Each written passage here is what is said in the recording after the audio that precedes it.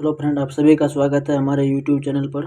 दोस्तों, मैं आप लोगों के लिए पुनः एक बार फिजिक्स क्लास 12 फिजिक्स का 1000 वीवीआई ऑब्जेक्टिव सीरीज को आगे बढ़ाते हुए ये फिजिक्स का 7वां क्लास लेकर आया हूँ। तो इससे पहले हम लोग फिजिक्स का 6 क्लास कर चुके हैं।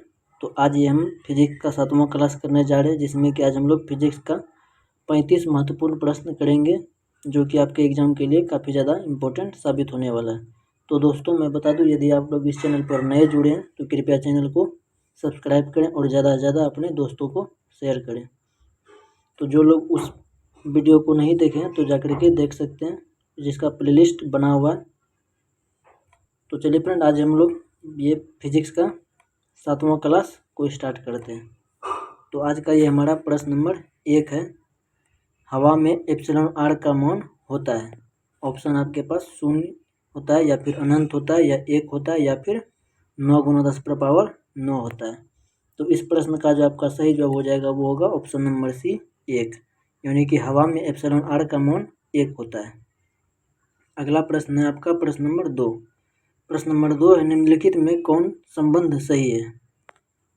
यहाँ पे आपसे फार्मूला दिया हुआ तो पूछ रहा है इसमें से कौन सा फार्मूला सही है। ऑप्शन ए आपका E बराबर F by Q, option B आपका E बराबर Q into F, option C है आपका E बराबर Q by F, option D आपका E बराबर 1/4 pi epsilon naught into Q by F. तो इस प्रश्न का जो आपका सही जवाब हो जाएगा वो होगा ऑप्शन नंबर ए, E बराबर एफ अपॉन क्यू। तो चलिए फ्रेंड, अब हम लोग अगले प्रश्न नंबर 3 को देखते हैं। प्रश्न नंबर 3 है हमारा, एक एकांकी चालक के लिए निम्न में से कौन अनुपात अचर होता है। ऑप्शन ए आपका कुल आवेश बटे विभव, ऑप्शन बी आपका दिया गया आवेश बटे विभवांतर, ऑप्शन सी है आपका कुल आवेश बटे विभवांतर, या फिर ऑप्शन नंबर डी इनमें से कोई नहीं। तो इस प्रश्न का जो सही जवाब होगा वो होगा ऑप्शन नंबर ए, कुल आवेश बटे विभव, यानी कि एकांकी चालक का जो अनुपात होता है वो कुल आवेश बटे विभव के बराबर होता है। तो अब हम लोग अगले प्रश्न नंबर 4 को देखते हैं। प्रश्न नंबर 4 है हमारा, किसी आवेशित खोखले गोलाकार चालक के भीतर विद्युतीय तीव्रता का मान होता है। ऑप्शन ए आपका epsilon naught into rho, option B आपका rho upon epsilon naught, option C है 0, ऑप्शन डी आपके पास एप्सिलॉन नॉट बाय 2। तो इस प्रश्न की 0, यानी कि किसी भी आवेशित खोखले गोले के चालक के भीतर विद्युत क्षेत्र तीव्रता का जो मान होता है वो होता है 0। तो अब हम लोग अगले प्रश्न नंबर 5 को देखते हैं। प्रश्न नंबर 5 है हमारा, एक आवेशित चालक के क्षेत्र का आवेश घनत्व रो है, इसके पास विद्युत क्षेत्र का मान होगा। तो ऑप्शन ए आपके पास rho upon 2 epsilon naught, option B आपके पास rho upon epsilon naught, option C आपका 2 rho upon epsilon naught, option D आपके पास रो अपॉन 3 एप्सिलॉन नॉट। तो इस प्रश्न का जो आपका सही जवाब होगा वो होगा option number B, rho upon epsilon naught, यानी कि आवेशित चालक का क्षेत्र आवेश घनत्व यदि रो है तो इसके पास जो विद्युत क्षेत्र होगा वो होगा रो अपॉन एप्सिलॉन नॉट। तो चलिए फ्रेंड, अब हम लोग अगले प्रश्न नंबर 6 को देखते हैं। प्रश्न नंबर 6 है हमारा, आर त्रिज्या की पृथ्वी की विद्युत धारिता होती है। ऑप्शन ए आपके पास R upon 4 pi epsilon naught, option B आपके पास R pi epsilon naught R, option C आपके पास आर पाई एप्सिलॉन नॉट बटा आर, ऑप्शन डी आपके पास R pi epsilon naught into R2। तो इस प्रश्न का जो आपका सही जवाब होगा वो होगा ऑप्शन नंबर बी, यानी कि 4 pi epsilon naught into R, यानी कि आर त्रिज्या की पृथ्वी का जो विद्युत धारिता होगा वो होगा आपका 4 pi epsilon naught into R के बराबर होता है। चलिए फ्रेंड, अब हम लोग अगले प्रश्न नंबर 7 को देखते हैं। प्रश्न नंबर 7 है हमारा, किसी सूक्ष्म विद्युत द्विध्रुव के मध्य बिंदु से बहुत दूर आर दूरी पर विद्युत विभव समानुपाती होता है। ऑप्शन ए आपके पास आर के समानुपाती, या फिर ऑप्शन बी 1/r का, या फिर 1/r² का, या फिर 1/r³ का। तो इस प्रश्न का जो आपका सही जवाब होगा वो होगा आपका ऑप्शन नंबर सी 1/r² का, यानी कि किसी भी विद्युत ध्रुव के मध्य बिंदु से आर दूरी पर विद्युत विभव का जो समानुपाती होता है वो होता है आपका 1/r² के बराबर। तो चलिए फ्रेंड, अब हम लोग अगले प्रश्न नंबर 8 को देखते हैं। प्रश्न नंबर 8 है हमारा, धातु का प्राविद्युतांक होता है, यानी कि धातु का प्राविद्युतांक कितना होता है। ऑप्शन ए आपके पास 0, ऑप्शन बी आपके पास अल्फा, ऑप्शन सी आपके पास 1, ऑप्शन डी आपके पास -1। तो इस प्रश्न का जो आपका सही जवाब होगा वो होगा आपका ऑप्शन नंबर बी, अल्फा। तो चलिए फ्रेंड, अब हम लोग अगले प्रश्न नंबर 9 को देखते हैं। प्रश्न नंबर 9 है हमारा, +10 माइक्रोकूलम्ब एवं -10 माइक्रोकूलम्ब के दो बिंदु आवेश वायु में परस्पर 40 सेंटीमीटर की दूरी पर रखे हैं, तो निकाय की विद्युत स्थितिज ऊर्जा होगी। तो इस प्रश्न का जो आपका सही जवाब होगा वो होगा आपका ऑप्शन नंबर सी, -2.25 जूल। तो चलिए फ्रेंड, अब हम लोग अगले प्रश्न नंबर 10 को देखते हैं। प्रश्न नंबर 10 है हमारा, आवेशित संधारित्र पर संग्राहक पट्टिका और संघनक पट्टिका के आवेशों का योग होता है। तो इस प्रश्न का जो आपका सही जवाब होगा वो होगा ऑप्शन नंबर ए, 0 होता है। यानी कि आवेशित संधारित्र पर संग्राहक पट्टिका और संघनक पट्टिका के आवेश का योग 0 के बराबर होता है। तो चलिए फ्रेंड, अब हम लोग अगले प्रश्न नंबर 11 को देखते हैं। तो 1 एम्पियर जो है आपका वो 1 कूलम्ब बटे सेकेंड के बराबर होता है। यानी कि इस प्रश्न का जो आपका सही जवाब होगा वो होगा ऑप्शन नंबर ए। तो चलिए फ्रेंड, अब हम लोग अगले प्रश्न नंबर 12 को देखते हैं। प्रश्न नंबर 12 है हमारा, किसी चालक के संवहन वेग तथा आरोपित विद्युत क्षेत्र के बीच संबंध होता है। तो किसी भी चालक के संवहन वेग और उस पर आरोपित विद्युत क्षेत्र के बीच जो संबंध होगा वो होगा आपका VD डायरेक्टली प्रोपोर्शनल E, यानी कि ऑप्शन नंबर बी इस प्रश्न का सही जवाब होगा। तो चलिए फ्रेंड, अब हम लोग अगले प्रश्न नंबर 13 को देखते हैं। प्रश्न नंबर 13 है हमारा, किसी बंद परिपथ के किसी लूप बिंदुओं के बीच विभवांतरों का बीजीय योग क्या होगा। तो ऑप्शन आपके पास दिया हुआ है। ऑप्शन ए है 0 से अधिक होगा, या फिर 0 से कम, या फिर 0 होता है, या अचर होता है। तो इस प्रश्न का जो आपका सही जवाब होगा वो होगा आपका ऑप्शन नंबर ए, 0 से अधिक। यानी कि बंद परिपथ के किसी भी लूप के विभिन्न बिंदु के बीच विभवांतर का बीजीय योग 0 से अधिक होता है। तो चलिए फ्रेंड, अब हम लोग अगले प्रश्न नंबर 14 को देखते हैं। प्रश्न नंबर 14 है हमारा, स्थिर विभवांतर पर किसी विद्युत परिपथ का प्रतिरोध आधा कर दिया जाता है तो उत्पन्न ऊष्मा होगी। तो ऑप्शन आपके पास दिया हुआ, आधी होगी, या फिर 2 गुनी, या 4 गुनी, या फिर अपरिवर्तित रहेगी। तो इस प्रश्न का जो आपका सही जवाब होगा वो होगा ऑप्शन नंबर बी, 2 गुनी हो जाएगी।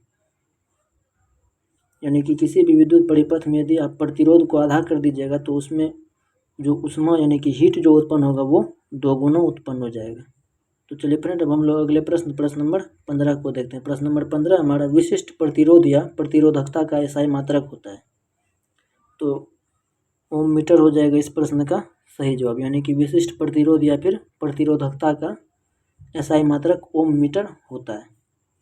तो चलिए फ्रेंड, अब हम लोग अगले प्रश्न नंबर 16 को देखते हैं। प्रश्न नंबर 16 हमारा,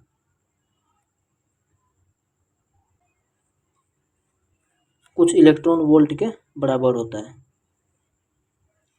तो चलिए फ्रेंड, अब हम लोग अगले प्रश्न नंबर 17 को देखते हैं। प्रश्न नंबर 17 हमारा, चुंबकीय क्षेत्र के फ्लक्स का एसआई यूनिट होता है। Option C weber, option D joule second. तो इस प्रश्न का जो आपका सही जवाब होगा वो होगा आपका ऑप्शन नंबर ए, यानी कि टेस्ला। चुंबकीय क्षेत्र के फ्लक्स का जो एसआई मात्रक होता है वो टेस्ला होता है। तो चलिए फ्रेंड, अब हम लोग अगले प्रश्न नंबर 18 को देखते हैं। प्रश्न नंबर 18 हमारा, लॉरेंज बल की दिशा ज्ञात करने का नियम है।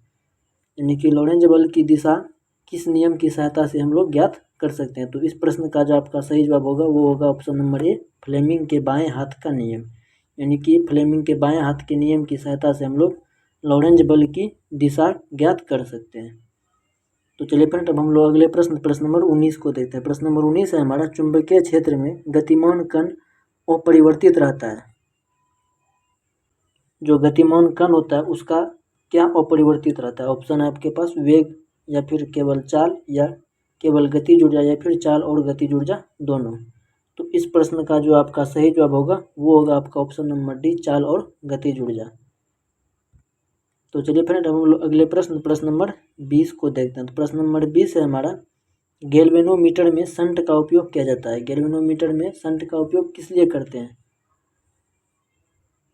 तो हम लोग शंट का जो उपयोग करते हैं वो उच्च धारा को उसकी सुरक्षा के लिए उसका प्रयोग करते हैं। यानी कि इस प्रश्न का जो आपका सही जवाब होगा वो होगा ऑप्शन नंबर सी, उच्च धारा से उसकी सुरक्षा के लिए।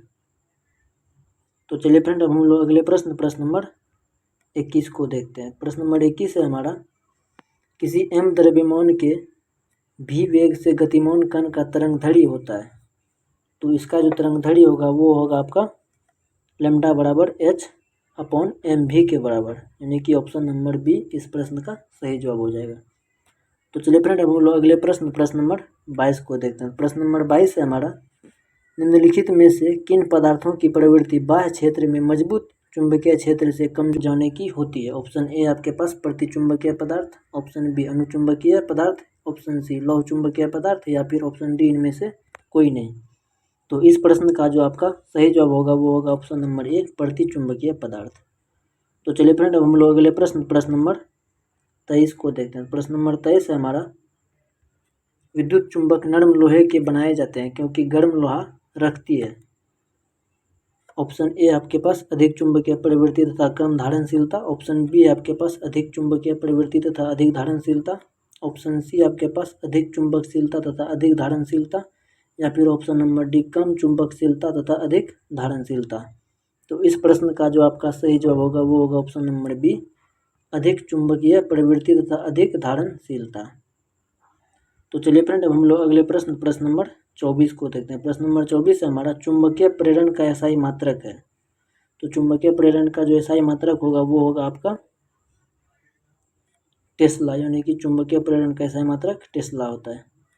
तो चलिए फ्रेंड, अब हम लोग अगले प्रश्न नंबर 25 को देखते हैं। प्रश्न नंबर 25 है हमारा, क्यूरी ताप के ऊपर लौह चुंबकीय पदार्थ हो जाते हैं। ऑप्शन ए आपका पास अनुचुंबकीय, ऑप्शन बी प्रतिचुंबकीय, ऑप्शन सी अर्धचालक, ऑप्शन डी विद्युत रोधी।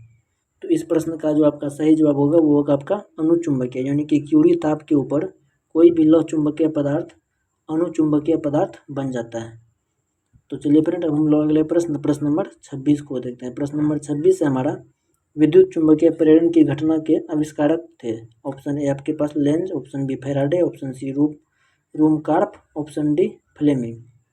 तो इस प्रश्न का जो आपका सही जवाब हो जाएगा वो होगा ऑप्शन नंबर बी फैराडे, यानी कि फैराडे जो थे वो विद्युत चुंबकीय प्रेरण की घटना की खोज की थी।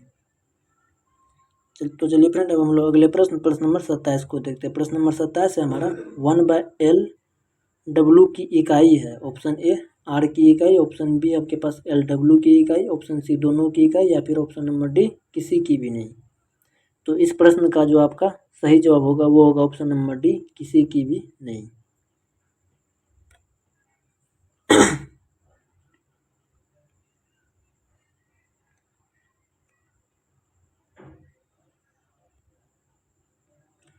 ऑप्शन ए आपके पास ओमेगा <1/√LC, या फिर option B omega <√LC, option C है आपके पास ओमेगा बराबर 1/√LC, या फिर option number D omega > 1/√LC।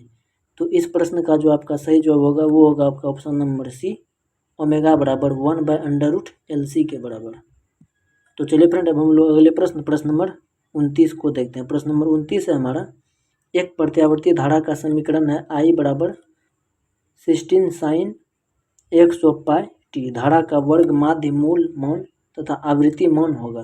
तो इस प्रश्न का जो आपका सही जवाब होगा वो होगा option number B 30√2 ampere 50 hertz. इस प्रश्न का जो आपका सही जवाब होगा वो होगा ए आपके पास उच्च विभव और निम्न धारा, ऑप्शन बी उच्च विभव और उच्च धारा, ऑप्शन सी निम्न विभव और निम्न धारा, ऑप्शन डी निम्न विभव और उच्च धारा। तो इस प्रश्न का जो आपका सही जवाब होगा वो होगा आपका ऑप्शन नंबर ए उच्च विभव और निम्न धारा, यानी कि ऊंचाई ट्रांसफार्मर से जो है स्टेप अप, यानी कि स्टेप अप ट्रांसफार्मर से उच्च विभव और निम्न धारा प्राप्त होती है। तो चलिए फ्रेंड, अब हम लोग अगले प्रश्न नंबर 31 को देखते हैं। प्रश्न नंबर 31 है हमारा, प्रत्यावर्ती धारा के मूल माध्य वर्ग मौन और इसके शिखर मौन का अनुपात होता है। ऑप्शन ए आपके पास √2, ऑप्शन बी 1/√2, ऑप्शन सी आपके पास 1/2, ऑप्शन डी आपके पास 2√2। तो इस प्रश्न का जो आपका सही जवाब होगा वो होगा ऑप्शन नंबर बी 1/√2। तो चलिए फ्रेंड, अब हम लोग अगले प्रश्न नंबर 32 को देखते हैं। प्रश्न नंबर 32 है हमारा, कोणीय आवृत्ति ओमेगा वाले प्रत्यावर्ती धारा परिपथ में L प्रेरकत्व वाले प्रेरक द्वारा उत्पन्न प्रेरणिक प्रतिघात का मान है। ऑप्शन ए आपके पास ω/L, ऑप्शन बी है आपके पास ω × L, ऑप्शन सी है आपके पास 1/ω × L, ऑप्शन डी आपके पास L/ओमेगा। तो इस प्रश्न का जो आपका सही जवाब होगा वो होगा आपका option number B, omega into L. तो चलिए फ्रेंड, अब हम लोग अगले प्रश्न नंबर 33 को देखते हैं। प्रश्न नंबर 33 है हमारा, धारितीय प्रतिघात होती है। ऑप्शन ए आपके पास ऑप्शन ए आपके पास W/C, option B C/W, option C W/C, option D आपके पास 1/WC।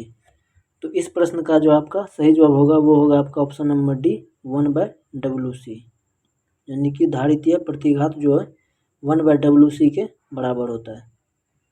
तो चलिए फ्रेंड, अब हम लोग अगले प्रश्न नंबर 34 को देखते हैं। प्रश्न नंबर 34 है हमारा, समय के साथ बदलते विद्युतीय क्षेत्र के कारण एक विद्युतीय धारा ε0 इंटू डी फाई E/dt बराबर I परिभाषित होती है, तो इसे कहा जाता है। ऑप्शन ए आपके पास चालन धारा, ऑप्शन बी प्रेरित धारा, ऑप्शन सी ए और बी दोनों, ऑप्शन डी विस्थापन धारा।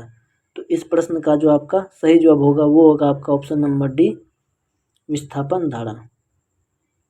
तो चलिए फ्रेंड, अब हम लोग अगले प्रश्न और आज का ये हमारा आखिरी प्रश्न नंबर 35 को देखते हैं। प्रश्न नंबर 35 है हमारा, निम्नलिखित में से किस तरंग की तरंगदैर्घ्य न्यूनतम होती है। ऑप्शन ए आपके पास अवरक्त किरणें, ऑप्शन बी पराबैंगनी किरणें, ऑप्शन सी गामा किरणें, ऑप्शन डी एक्स किरणें। तो इस प्रश्न का जो आपका सही जवाब होगा वो होगा आपका ऑप्शन नंबर सी, गामा किरणें, यानी कि गामा किरण की तरंगदैर्घ्य न्यूनतम होती है। तो चलिए फ्रेंड, आज के लिए बस इतना ही। यदि आप लोगों को यह हमारा वीडियो अच्छा लगा हो तो कृपया इसे ज़्यादा से ज़्यादा शेयर करें और हमारे चैनल को सब्सक्राइब करें। और ऐसे ही वीडियो के लिए हमारे चैनल पर विजिट करके आप लोग देख सकते हैं।